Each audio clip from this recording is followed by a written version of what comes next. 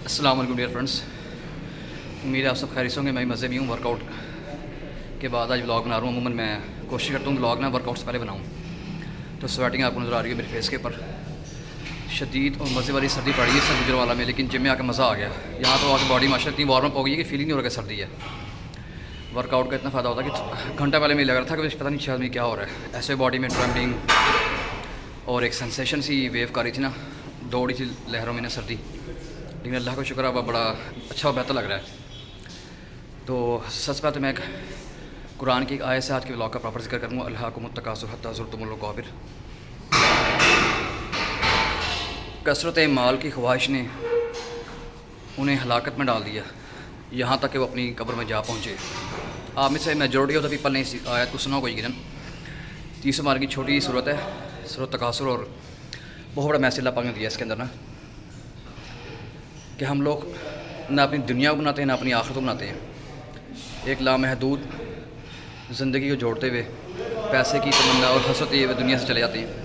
पैसों को जमा करने की ख्वाहिश लिए हुए हर वक्त, ना दीनी लिहाज से खुश, ना अल्लाह को खुश किया, ना खुद सेटिस्फाइड, ना औलाद आपकी खुश आपसे, ना आपके बहन भाई आपसे खुश, इवन आप खुद भी सेटिस्फाइड नहीं है। वजह पूछिए क्यों? हर वक्त तो आप मेरे दिल में, आपके दिल में, हर इंसान के दिल में यही ख्वाहिश है। सिर्फ मुसलमान की बात की ना, वर्ल्ड वाइज आप देख लें ओवरऑल मोटिवेशन स्पीकर नज़र आएंगे आपको ना। अंधेरे में चले जाओ, जंगलों में चले जाओ, तारीखों में चले जाओ, बस पैसा पैसा पैसा कर रहे हैं लोग कितना। मेरे भाई, कितना दौड़ना है आप लोगों के पैसे के पीछे? मौत तो फिर भी आपको आएगी।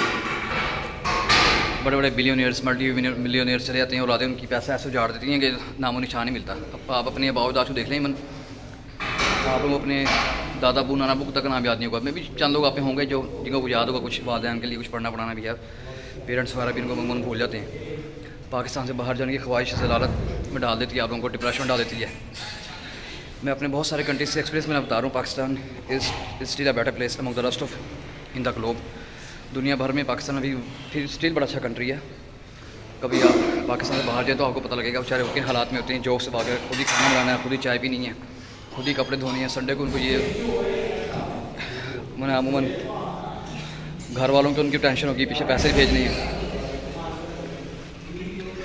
जो ओवरसीज़ पाकिस्तानी वो जानते हैं इस चीज़ को कि मैं 7-8 कंट्रीज़ में ट्रैवल कर चुका हूँ। मैं फिर भी थोड़ा सा मैं जाऊँगा इंशाल्लाह। मैं दोबारा ना हर दफ़ा नया कंट्री में एक्सप्लोर करता हूँ। इंशाल्लाह इस दफ़ा कोशिश करूँगा तुर्की जाऊँ या इंडोनेशिया वगैरह ना। तो ये आपको जेन्युइनली वो बता रहा हूँ जो वहाँ मिलने वाले पाकिस्तानी बताते हैं, इंडियंस बताते हैं, इवन गोरे भी शेयर करते हैं। आप शायद हैरान होंगे, कनाडा और यूके इस वक्त दुनिया में डिप्रेशन में फर्स्ट और सेकंड नंबर पे हैं इस वक्त। इतनी ज़्यादा डिप्रेशन एंजाइटी है वहाँ पे ना। और मेन जिस टॉपिक पे आज मैं व्लॉग करने लगा वो है कर्स ऑफ डोरी, जहेज़ की लानत। हमारा पाकिस्तान में मिडिल क्लास सबका सबसे ज़्यादा इस लानत में मुलविस है।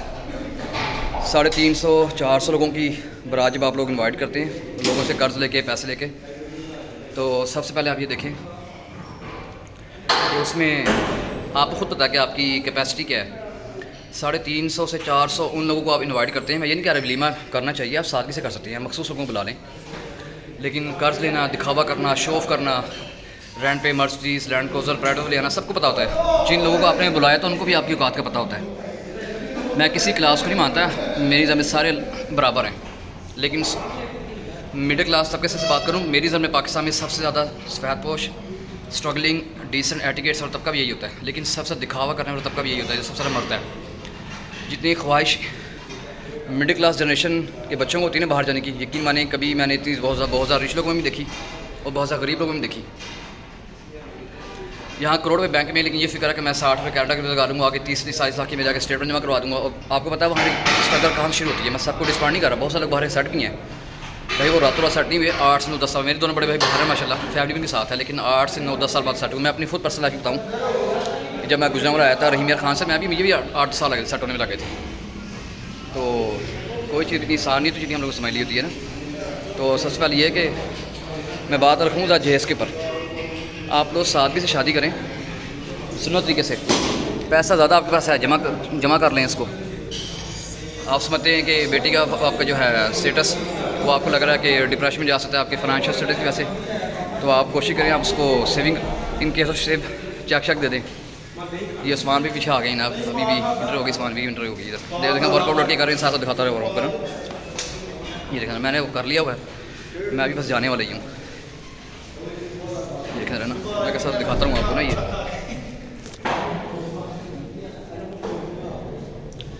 अच्छा, तो मैं बात ही कर रहा था कि कभी आप सोचेगा हमारे माशरे में कितनी अजीब एक चीज़ है ये, हर वक्त इस चीज़ को लेके चलना, दिखावे के लिए ना कट जाएगी और मेरे रिलेटिव्स क्या कहेंगे। जिन लोगों के लिए आप खून पसीना बहा के भी लाखों रुपये कर्ज लेके लड़के वालों को खुश करने के लिए, लड़के वाले लड़की वालों को खुश करने के लिए दिखावा करते हैं दीनी रस्मात से दूर होकर। यकीन माने मैं चंद एक केसेस का मेजोरिटी बता रहा हूँ कि 2-3 साल तक वो लोग डिप्रेशन से बाहर ही नहीं जाते, कर्ज उतारने में लग रहती हैं। एक झूठी नाक आपने बनाई होती है, आज तक वो नाक नज़र नहीं जाएगी, नोज जिसे कहती हैं, नाक कट जाएगी, लोग क्या कहेंगे। भाई कर्जा आपने उतारना है, ज़िल्लत आपने फेस करनी है। कर्ज दिन का ज़िल्लत है और रात की रसवाई है। ये एक हदीस की रिवायत है, उसको बता रहा हूँ आपको, मफ़हूम बता रहा हूँ आपको, बाकी अल्लाह पाक कभी विश माफ़ फरमाए। तो शुक्र करना सीखें, जो अल्लाह पाक ने दिया उसमें खुश रहना सीखें। मैंने ज़िंदगी में ऐसे लोग बड़ा खुश देखा है जो अपने हाल पे खुश रहते हैं। ठीक है, आप कोशिश करें कि अल्लाह पाक ने जो आपको नेमतें दी हैं उस खुशी का इजहार करें और जस्तजू जरूर रखें आगे बढ़ने की। लेकिन उन लोगों को भी याद रखें जो अरबों खरबों लिए इस दुनिया से चले गए, जो कब्र में खाली हाथ गए। सिकंदर आज़म जिसे अलेक्जेंडर द ग्रेट कहते हैं, उसने कहा था जब मैं दुनिया से जाऊँ तो मेरे दोनों हाथ बाहर निकाल देना। ठीक है, तो पर आप दुनिया के बड़े फातिह में उसका शुमार होता है उसका।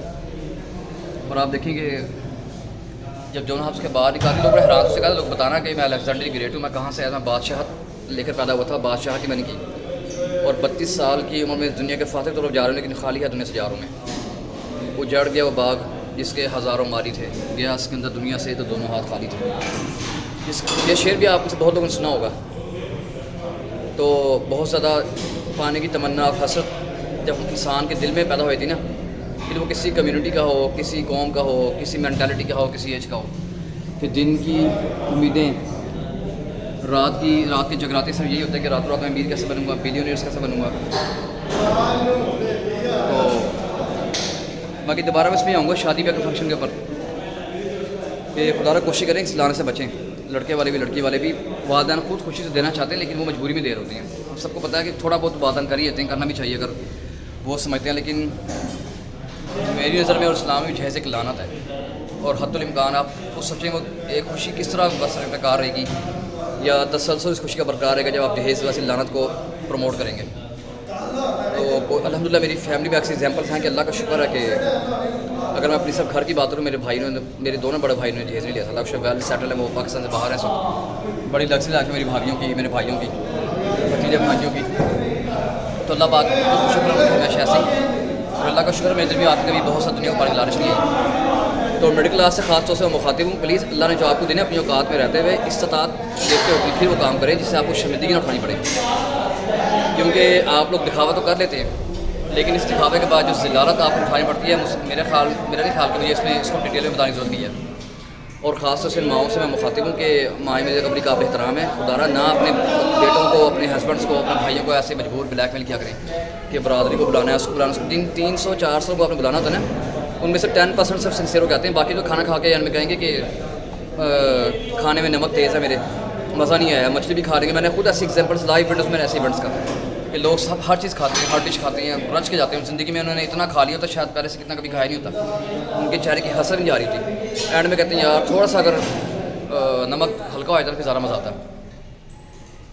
और एक और चीज़ लेडीज़ में कहना चाहूँगा, ख्वातीन से बड़ी एज की ख्वातीन खास तौर से, जब आप घर से आती हैं कोशिश करें वहीं से कुछ खा पी के जाएँ, शापरों में डाल के मत लेके जाएँ, घटिया मन लगता है। और सलामी जो लोग ले रहे होते हैं वो भी बड़े घटिया तरीके से पूछते हैं कि आप कितने पैसे देंगे, 400 देंगे, 500, 1000 देंगे। भाई हर बंदा अपनी उसका हामिल है इस्तात का, भाई 500 देगा आपको, 500 देगा, 1000 देगा, कोई 5000 दे देगा। तो आपको नहीं पूछना चाहिए, आप भी थोड़ा टिकट से मुजाहरा करें।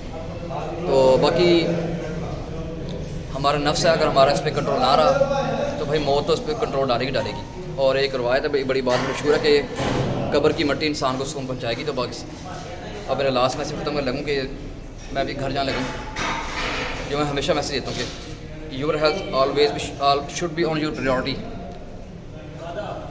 आपकी सेहत हमेशा आपकी प्रायोरिटी होनी चाहिए, आपकी फ़र्स्ट लाइन, आपका ऑब्जेक्टिव होना चाहिए आपकी सेहत। आप सेहतमंद होंगे तो आप दुनिया को भी खूबसूरत लगेंगे, अच्छे लगेंगे, लोग आपसे मिलना भी चाहेंगे। आप बीमार होंगे ना तो सगे बहन पे भी आपसे दूरी इख्तियार करेंगे। ये वो चीज़ बता रही हूँ, लोग शेयर कर चुके हैं मेरे साथ ना। तो अपना बहुत ख्याल रखें। कल इंशाल्लाह एक डिफरेंट पर्सनैलिटी के बारे में आपसे डिस्कस करूँगा, हिस्टोरिकल पर्सनैलिटी के बारे में। तो अपना फीडबैक लाजमी दीजिएगा, अपना बहुत ख्याल रखिएगा। अल्लाह हाफिज़।